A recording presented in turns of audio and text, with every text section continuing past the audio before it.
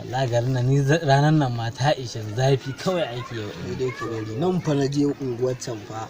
Kalli rafin nan ya kafe. Komai yanzu ya tsaya. Tambaya ta ake ana cewa wai yaushe za a samu bulo. Zan ce wa mutane su dan yi hakuri ko ruwa ne a rijiya za mu samu to ita kanta laifinka ne manaja. Ku haƙa mana rijiya a gurin nan mu huta da wannan wahalar kun. Ana buga bulan ka ga yanzu ga gadan nan ya dau zafi baya. Yanzu ko bulo ɗaya ba zan iya ƙara buga a yau wallahi na.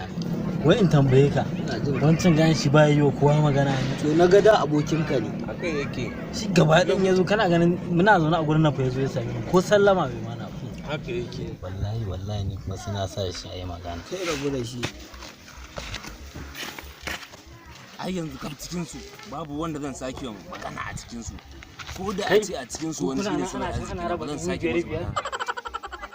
A ina ake yi wai? Ba san ana yi wai. Ta yaya za mu sani muna nan alafke kamar shanu. Dan Allah ina ake rabon kuɗin?